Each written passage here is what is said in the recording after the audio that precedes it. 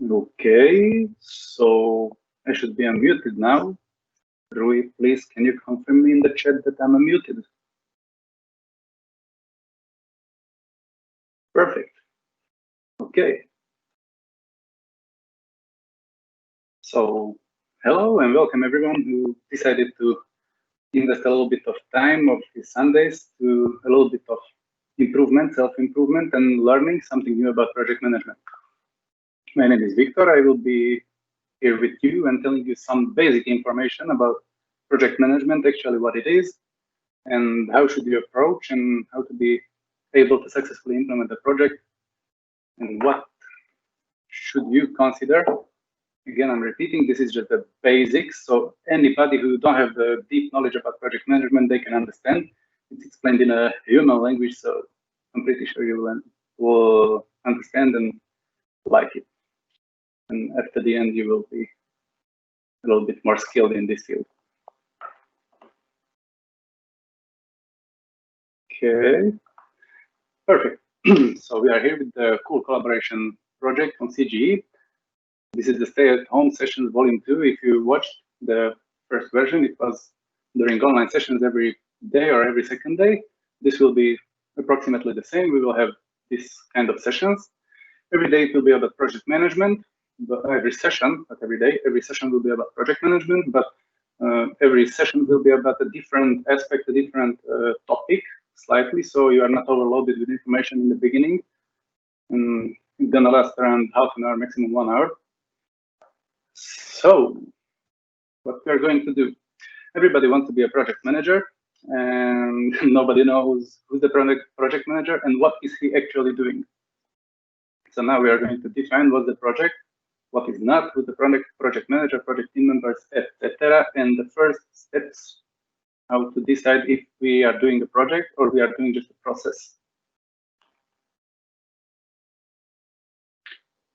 Okay, Rui, please confirm that the slideshow is working, and is the next slide.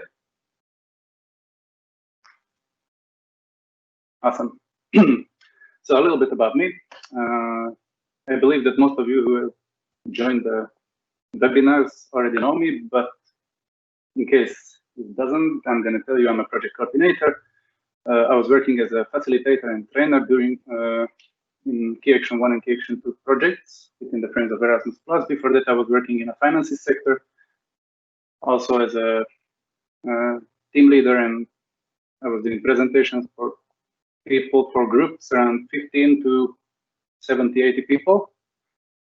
Facilitated and participated much more, but facilitated 15 plus projects, which are Key Action 1, Key Action 2. Some of them I was like training when it comes to Key Action 2, some of them facilitated or co-facilitated. My preferred fields, or what I'm interested into, are project management, financial literacy, non-formal education, digital tools, and of course the best team building activities, which are kind of important. We will talk about it in the upcoming days during these presentations. So, start with the project management now.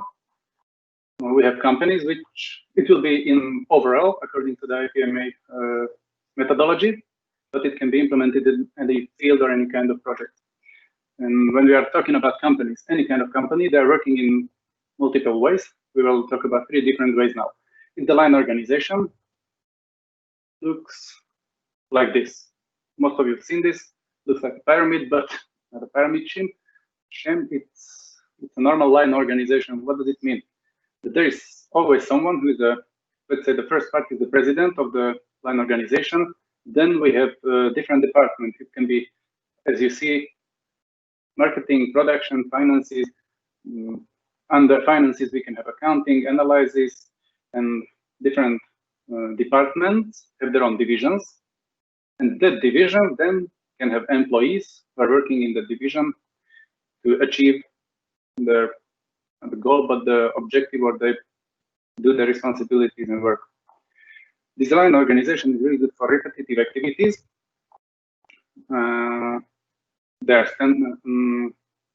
So when you are doing the same thing all the time, that's the best for it. Usually it's some human resources or servicing organizations, like or production, accounting, etc. If you have a production like automobile companies or car producing companies, there is always someone who is manually doing the stuff or programming the lines. Then there is a manager for the whole department, and of course, in the end, there's the president. And all the people involved have different responsibilities and different accountabilities. So this is the normal line organization. Then we have process organization. Usually the people sometimes confuse the process with the project. And we have to define first what is a project actually. So let's define a process and we will see what is a process and what is not a process, and we can come to the conclusion what is a project or what's not. Process looks like this. Step by step, explain something, that there is a thing, I need the end result. This is the beginning. Exactly what should I do and how to come to the end and finish the task. Let's say. If you are buying furniture from IKEA, let's say, you have this manual, the manual how to do it. From the first step, in explaining what are the parts, what should you pay attention to, how to do it, then put this screw to this side and turn the table, switch it to this, and in the end you will have the whole thing prepared. It's really good for efficiency, or not good for it's efficient. So we are doing the same thing all the time, again and again, and you are making some minor changes in that. So in the end you will have a good result, and you can do it in multiple times. So if someone new comes to the company, you tell him this is the process, this is how it works. And if it's prepared well, he should be able to do the whole process from the first part until the last one, or at least he should understand how does it work. Again, those are repetitive standardized activities. The line organization is good for repetitive activities as well, but this is something you are doing all the time, again and again and again. And in these steps, this is cross-functional. What does it mean? So when we go back to this line organization, different people can be involved in different steps of the process organization. Yeah. So one department will be the producing of the wheels, then other producing of the car's chassis, then producing of the interior. But when you go to the end, they are involved in different step by step. This means cross-functional. Different departments work in different parts of the process. As it's written there, different experts from different departments cooperate on one thing. So not one person is making all the steps from the beginning to the end, but one person is making all the time the same step again and again, but with different, maybe if it's a production, then with different car, let's say. Installing the steering wheel to the car, I'm not doing anything else, just putting the steering wheel in the car, and that's my stuff, but I contribute to the building of the whole car in, let's say, the step number 2. And now let's go to the project. The project is, by the definition of or methodology of IPMA, is something that have never been done before. It's something new. Okay, so if it's like you are producing a car and you cannot say that to produce the Volkswagen Golf was a project, because it's the same car all the time. But this is something new. What you need to figure out how to do it. It's extraordinary, so it's not really usual. It's unique. It's extraordinary. So as I said, you need to come to the conclusion or figure out how to do it, and if it's possible to do it or it's not. It's just performed once. This will go hand by hand with the boundaries, especially with the content boundaries, that I will start here and I will finish during the day this. The result will be this, and that's it. The project ends. And if I want to do the same thing again, it will be either a new project or I will implement it as a process and can be repeated all the time. But when I'm coming up with the idea how to implement it, it's a project. So I'm just performing it once. It has the beginning phase, it has the end phase, project closed down, and that's it, the project's over. It's goal-oriented, so I need to achieve something, I need to have a goal. I'm doing it for a reason, not just because I have nothing else to do, but I define what needs to be solved, what I want to achieve, and what goal I want to reach. We will talk a little bit later about the difference between the goal and the objectives. it have its boundaries. This will be the biggest part of today's topic, the project boundaries, because I need to know what I'm doing, what I'm not doing, when I need to do it, how much time do I have for that, who is going to be involved, who is not, and those are the boundaries of the project. I cannot do something which is not defined. This is a cool part. Somebody could be scared a little bit or be afraid because it's risky. What does it mean? As we mentioned in the first part, it's new, never been done before. That means that nobody can expect what we can expect. We can assume what will be the outcome, but maybe not. And if not, this is the risk of that we won't know if we can reach the goals or not, if it's the proper way or not. Anyway, it will be a result that we tried it out. This is not how it works. So we can note it down and again come with a new project and do it a different way because we know that the first one is not working. But still, it's kind of a result of the project. But nobody can know how it will end or how it will go. It's dynamic. As it's usually said, no project was finished as it was planned. If it's something new, it's risky. We don't know what to expect. We are expecting something, but we don't know if it will go like that, this or that. So it's dynamic. There is a lot of changes. If we start with the first few tasks or first few phases, and then we realize, okay, this is not how it works. We will need a bigger budget. We will need more time for this. We will need to involve more people. So again, it's goal-oriented. We are focusing on the goal, what we want to achieve, but the tools or the people involved can change, and it will change. But it's kind of normal. You don't need to be afraid of that. Okay. So we need to define what the project, because in companies, usually the people want to be like, okay, I'm a project manager. I have this stuff to do during this week. So this is my project. I'm doing it. Even in the elementary school, if you have to prepare a PowerPoint presentation for 10 slides and one A4 page to tell something about it, it's a project. It's called a project.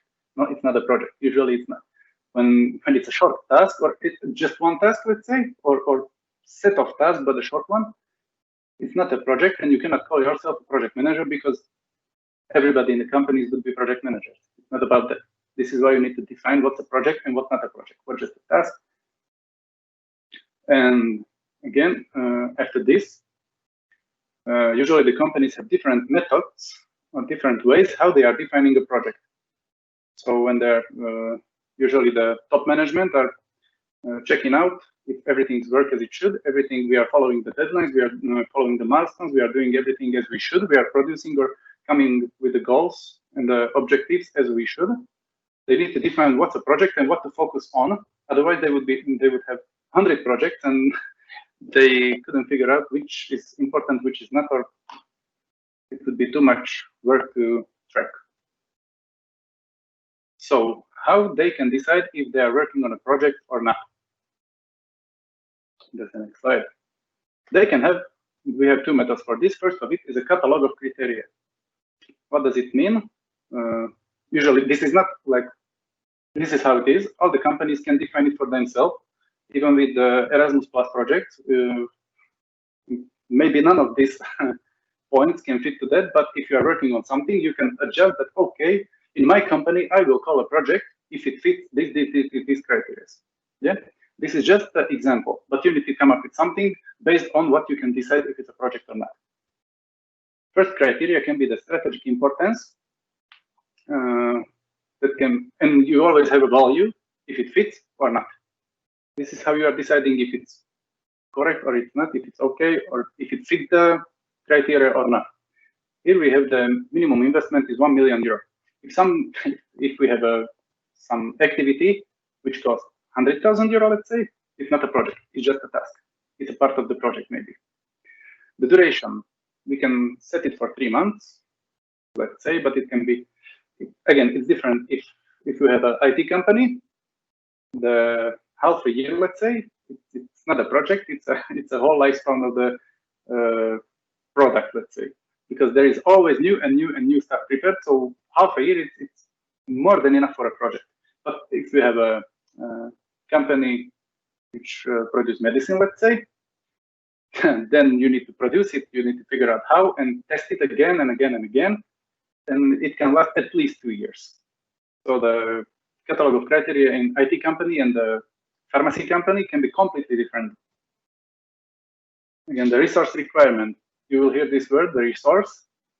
First, which comes to your mind can be the resource, which materials or money, but resource, the most important resource is the human resource.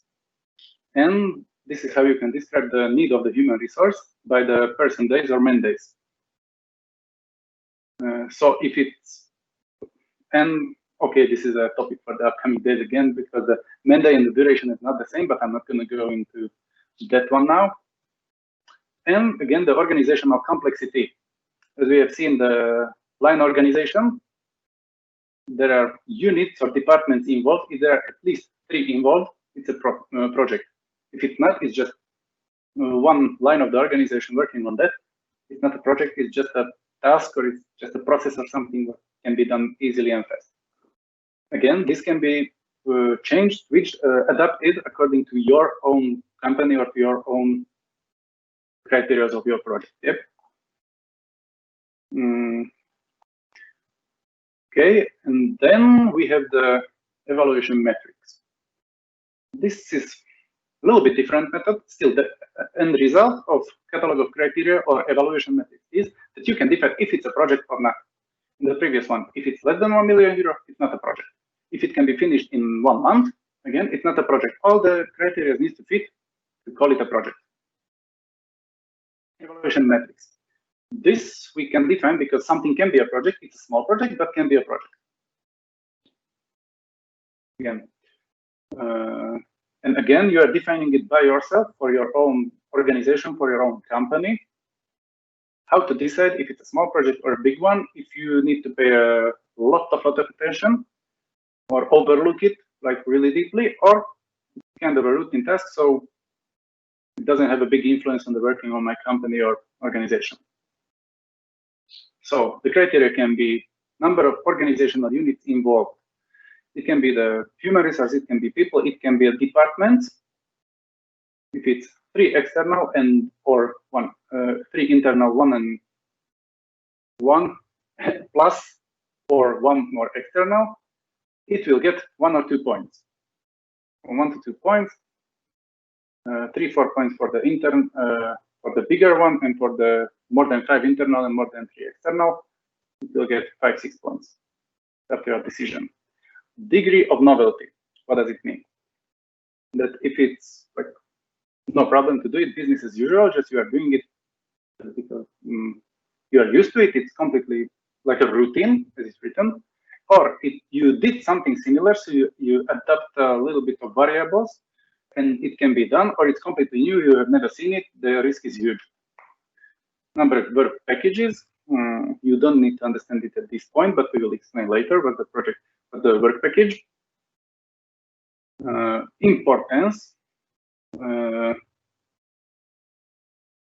biggest importance is the strategic relevance for a large unit. That means that a big part of the company or big part of the organization can be influenced, or it will have an impact on the big part of the organization.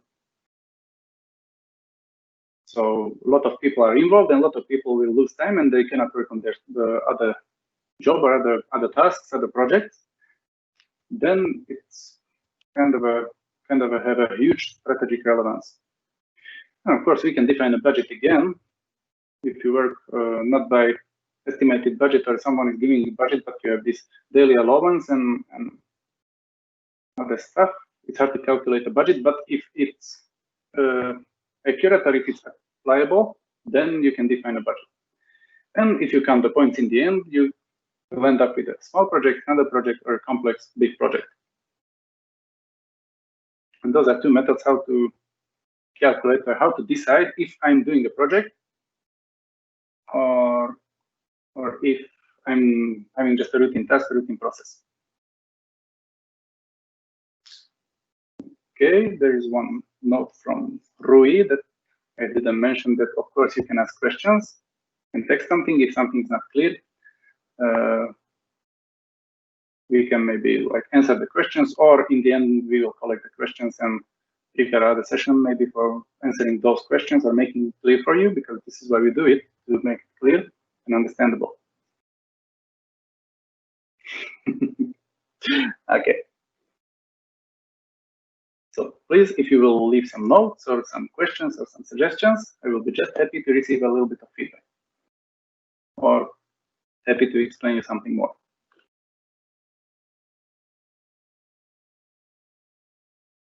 Perfect. Look at this beautiful elephant. What do I want to say with this? We are going to now, the biggest part of our webinar today, we set the project boundaries and context and content. We start with this elephant. We can call it even the selective blindness. If you get an elephant, let's say, and you will put different, so something is huge. With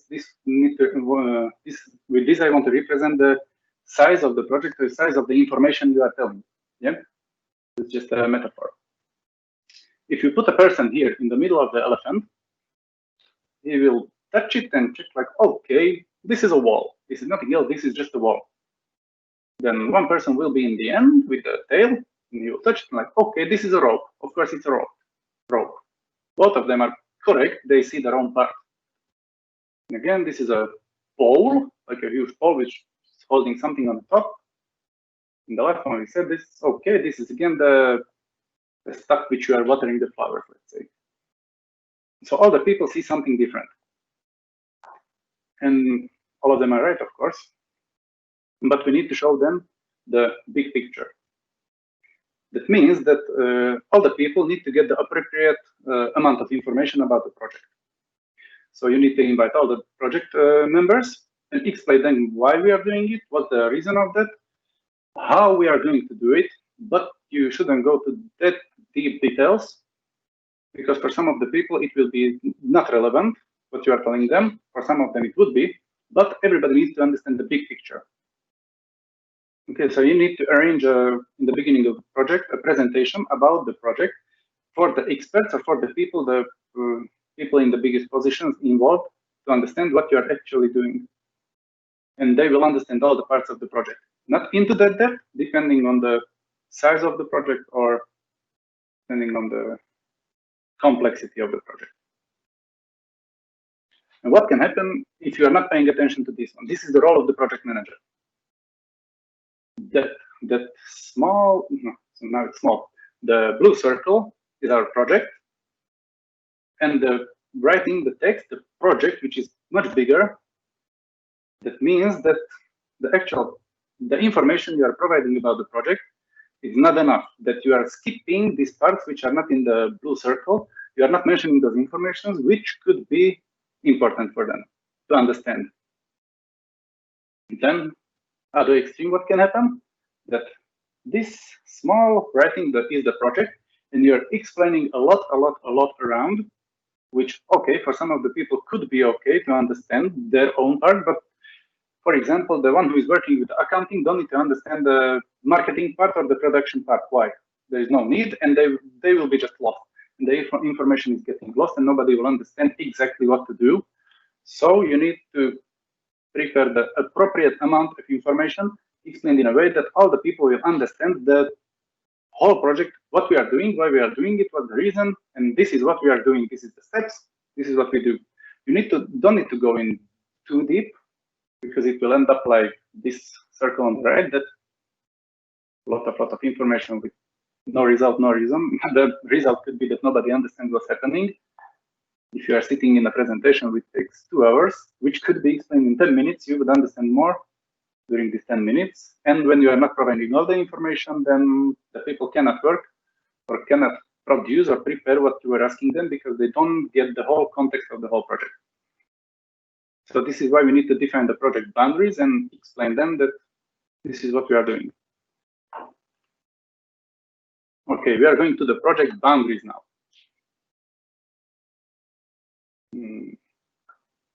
The project boundary is, first is the time boundary. We will have the time, content, and social boundaries, and time, content, social, context. Those all are different. If I want to prepare a project, I need to set these ones, and this way I will understand what I am doing. Otherwise, okay, I will do something, but maybe even I will not understand, and the rest of the people definitely won't understand. So, as you see in the flip chart, super perfect flip chart, we have the project, and it's the duration of the project. Really easy. It have a beginning, it's a date, and it have an end date. That's it. The project is happening from this time to this time. Of course, as we said, it's dynamic, so can be extended or shortened, or something can happen because we don't know in the. We can estimate how long will it take, but maybe it will take longer. But we need to define the project start and the project end. Usually, it's defined by day, month, year, and I suggest it like this, because some of the companies are planning in weeks. Let's say that we are starting on 2020 year 5 and 2020 week 5 and 2020 week 40 we are finishing. So what do you think if the project manager says that, okay, we are starting in week 5, the manager, let's say, or the department leader wants to start it Monday, but all the other employees will say, okay, why couldn't we start it Friday? It's still the same week. So it's highly suggested to put it in day, month, and a year. And what's important, you need to have an event. It will be important for the work breakdown structure, which we will be talking about the upcoming days.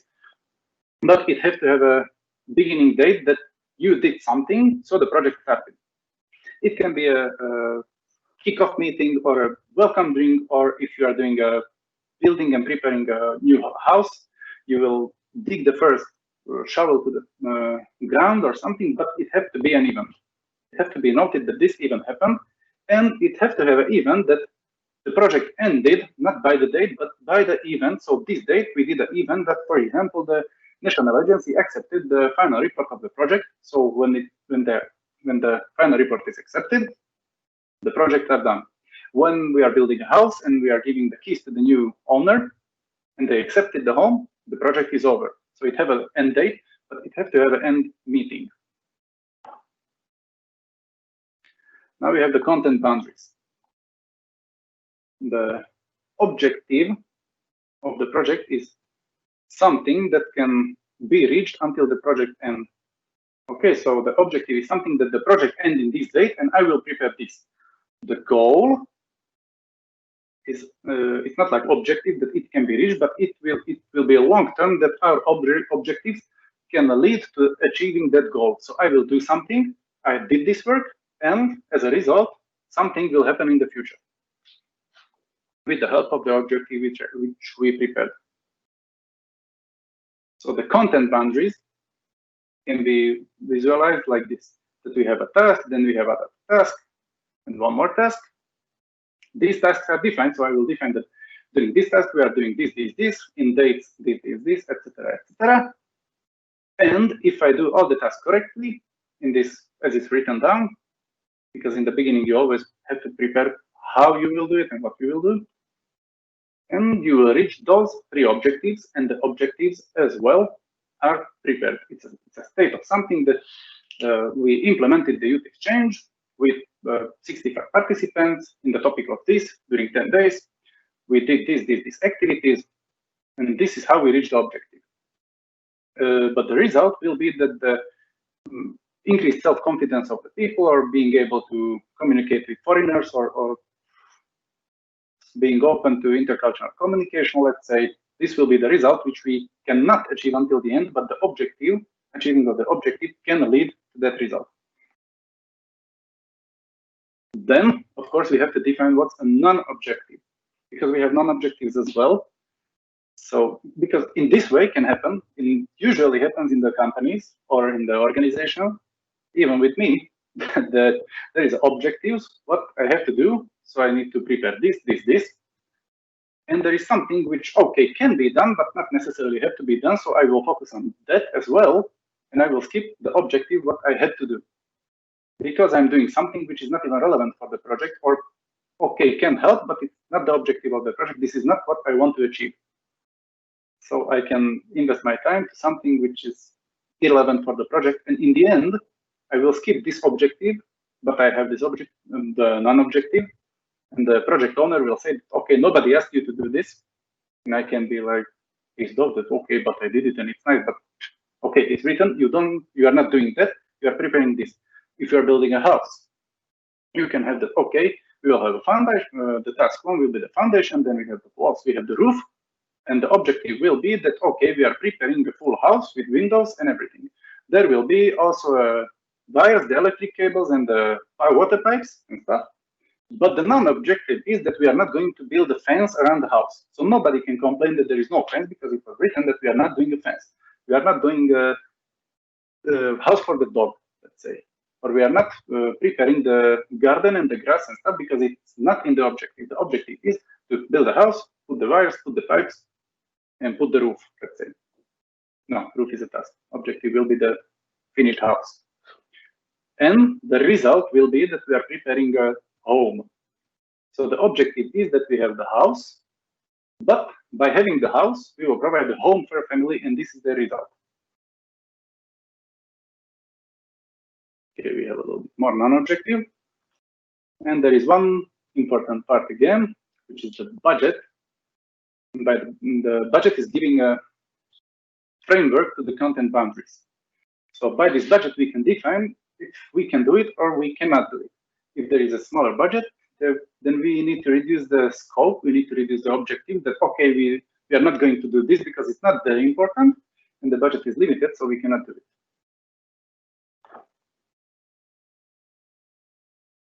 Now, the social boundaries.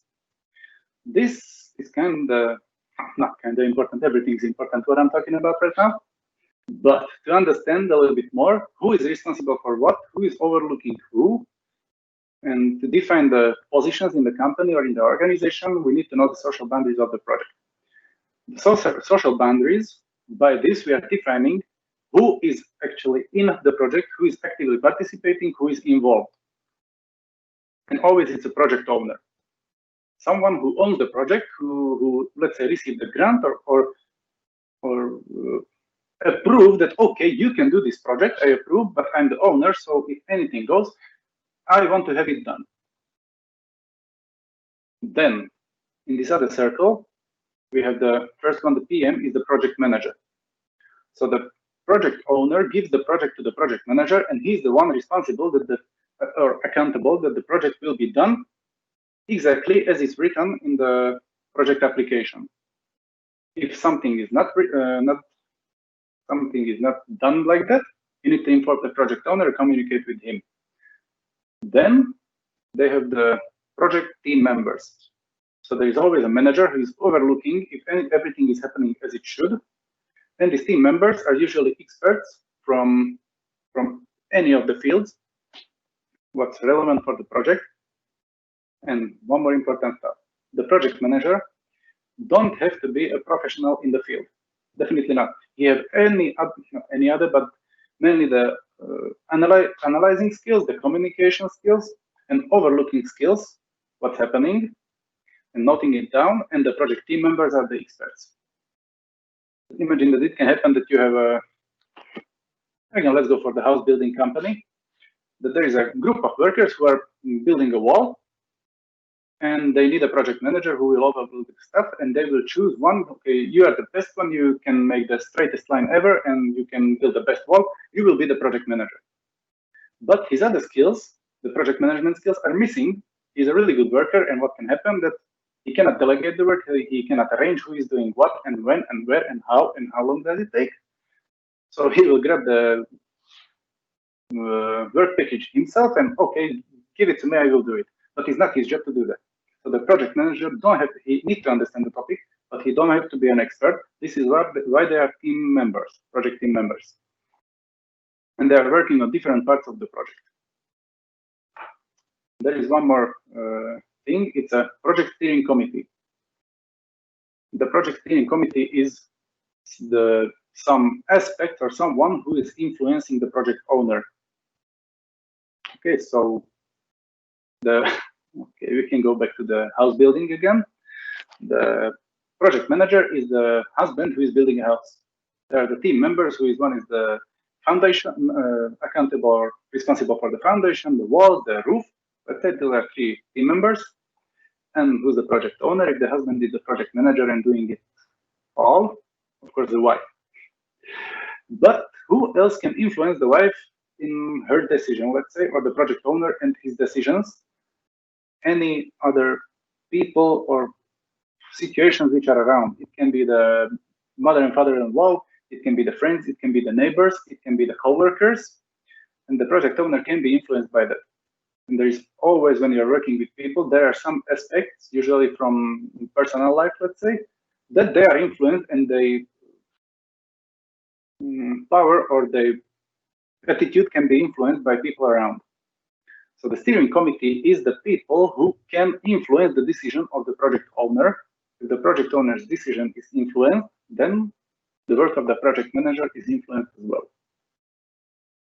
And then we have the sub-team, which means that, then obvious that the project team member, someone who is responsible, let's say it's a person who during the youth exchanges is responsible for the preparing of the final video, and the photographer, and basically the multimedia guy, multimedia manager, and here it's sub-team. So it can be the photographer, videographer, it can be someone who is preparing the Facebook and Instagram post and stuff like this. So multiple people are working with him, but he's the manager of all the people. So he's ensuring, or he's making sure that the people working with him will deliver the stuff, will deliver the objective on time, in full, with the highest quality. Now we have the time context. As we said, the time boundary is the project beginning, project end, the beginning event, end event. Easy. Now the time context is, there is a project, we have the pre-project phase and post-project phase. So what happened before the project? So there was a situation, something was happening based on what I decided that, okay, I want to do this project too, as we said, the project should solve something. So I want to solve this situation. This is what I observed. This is how I did my analysis. I talked with other people. I Googled it out. I did some research, and I ended up that, okay, there is a problem. There is some situation which I want to solve, and how what should be done. And of course, the time context contains which decisions have already been made. Because when the project started, the project already started, but before the project started, I already did some activities. I did my research. I talked with the people. I did my anonymous analysis. I did the estimation of duration of the project. I did the estimation for the budget. I decided who could be able to do this project. So when I'm coming up with in a project initiation process, when I prepare the project, I apply for it, I need to have something prepared. I need to know something already about the project. So I did something before.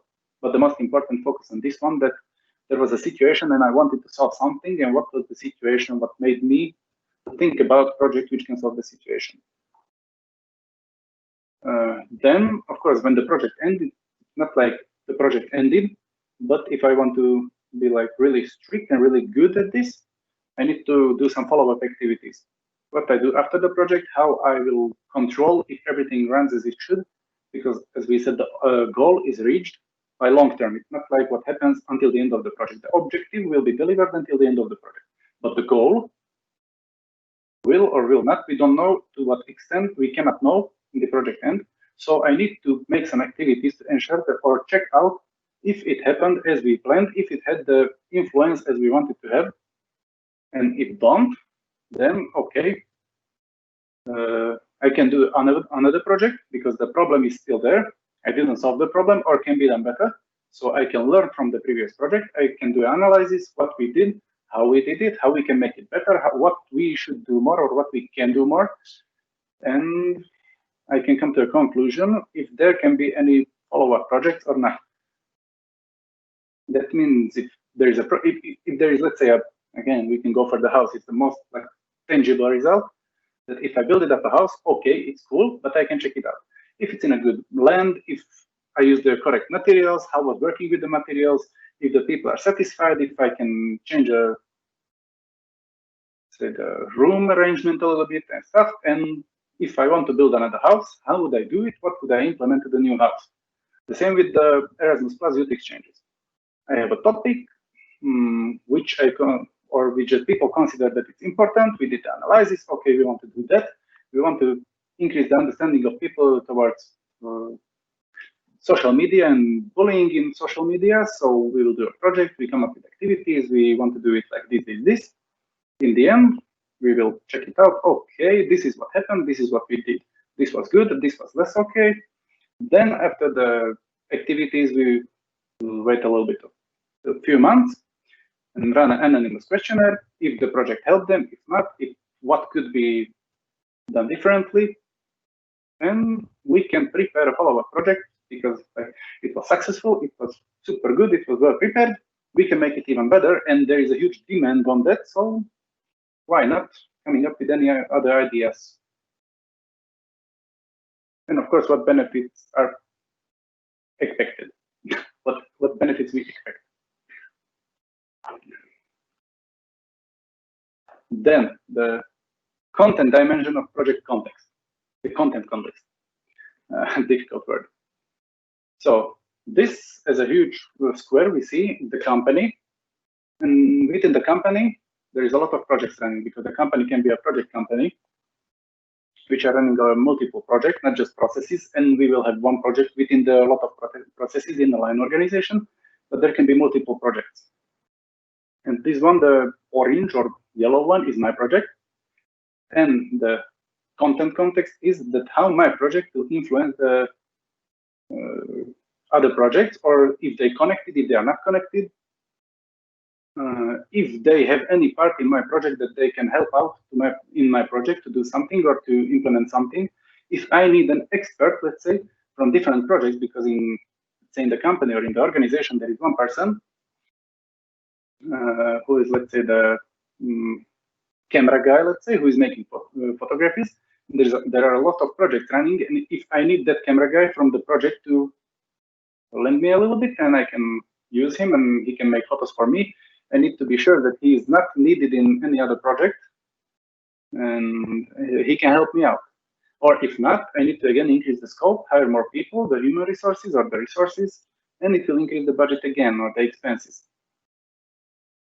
And with these relationships, I need to consider if there are synergic relationships, that they can help out each other, or they can do something useful for each other, or there are conflicts, which I said that the one expert will be missing from other projects. That could be a problem.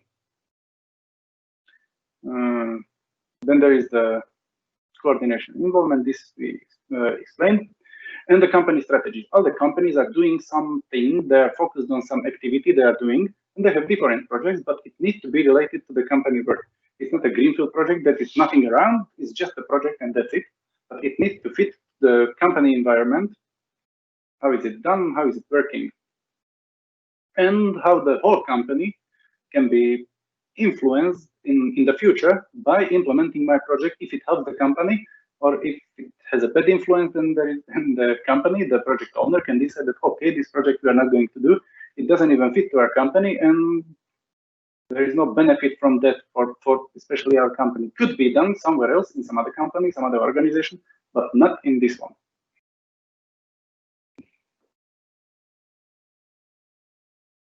Then we have the social context, and this is the last one. So we had the time boundaries, content boundaries, social boundaries, time context, content dimension of project context, and the last one is the social context. This is also really important.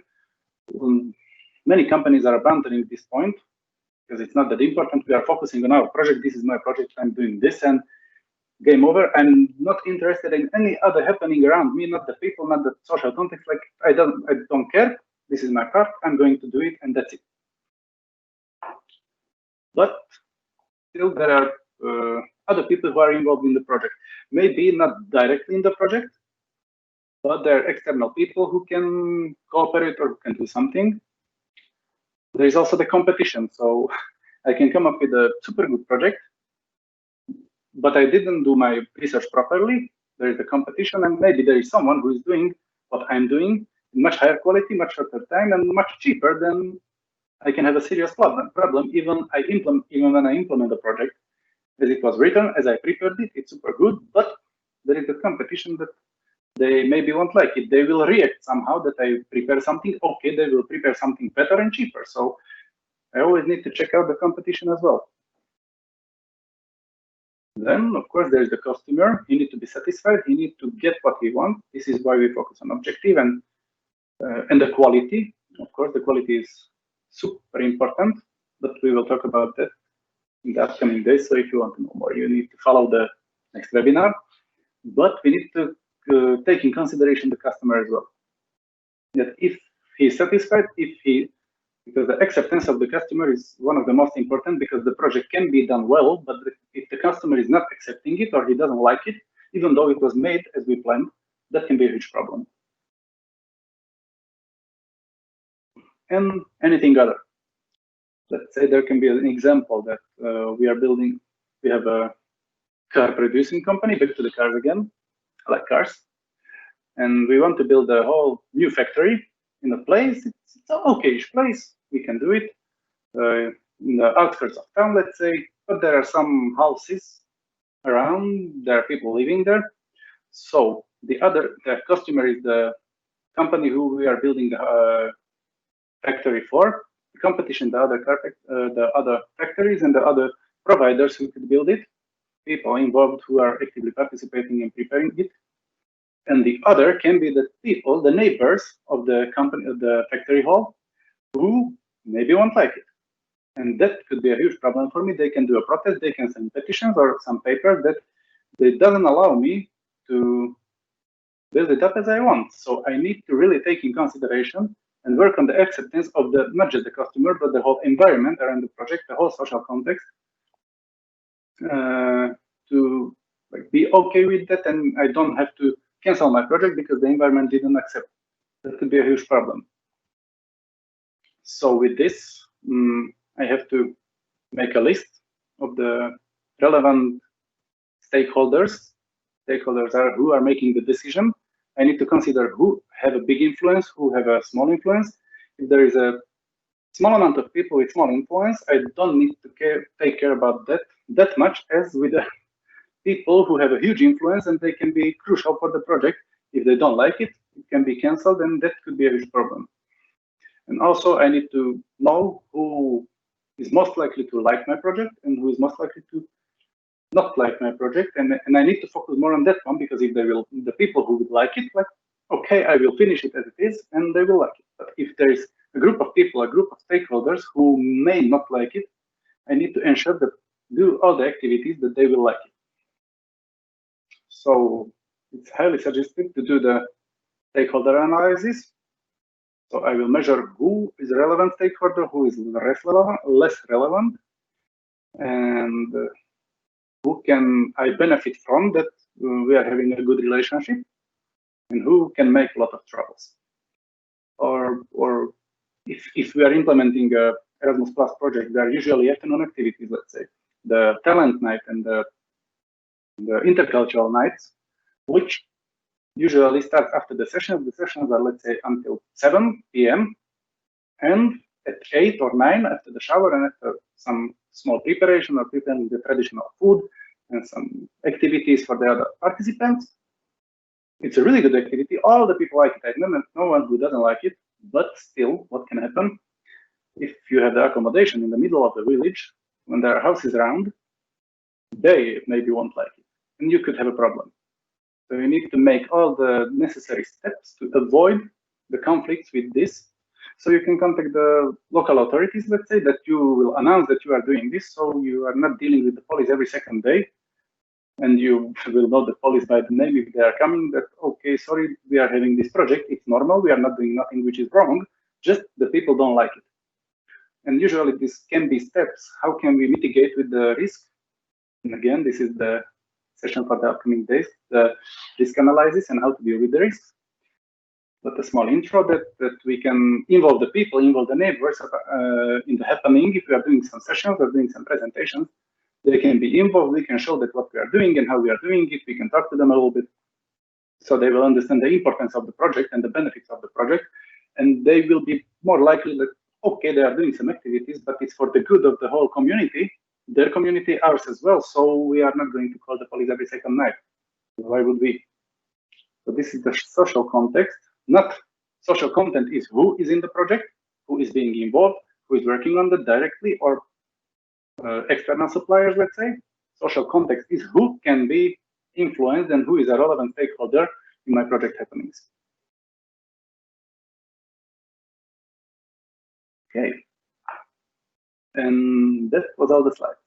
So today we ran through what's a project, defined what's a project, the difference between the line organization, the processes, and the project, so we can decide if it's a project or not. We know that we need to have a evaluation metrics or a table, how based on what we can decide if something is a project or not.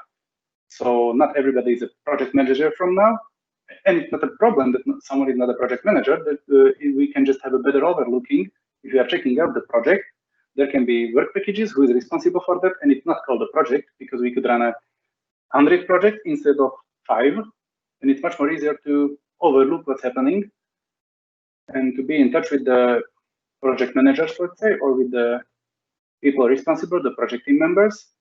And we know how we should define the project boundaries, the context and content, when we are going to do it, who is going to prepare it, how it will be done, what is going to be done, and what is not going to be done.